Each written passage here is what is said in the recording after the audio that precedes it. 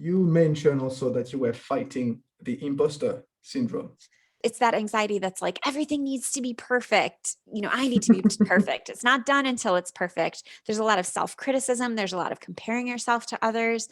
And, I think it's very important that you, first of all, examine the relationship that you have with mistakes, with your own mistakes. Because Mm, I know for me, I was making some mistakes and being so hard on myself and making it impossible for me to calmly learn from things.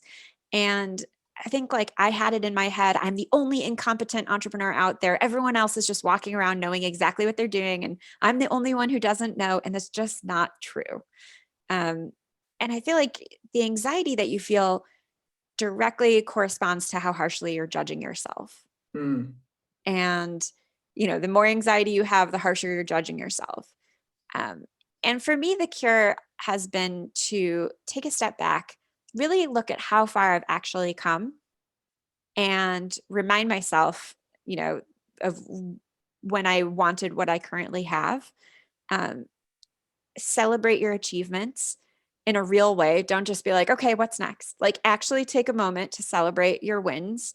I actually have like a little gratitude folder on my desktop that's screenshots of all of the feedback that I've gotten from clients who have had nice. huge wins because of me. And I take screenshots of it and I put it there. And whenever I'm feeling kind of down or like I don't know what I'm Mm. doing, I'll look at that folder and be like, yes, you do. It's a Yes, you little do. Hall of Fame. Exactly. Exactly. And it's really important because imposter syndrome really takes the fun out of being an entrepreneur. It takes the fun out of the job. And so I think it is important that we address it and that we really work hard to remedy it within ourselves. And, there's this idea too that like I think people are afraid to brag about it, about what they're doing.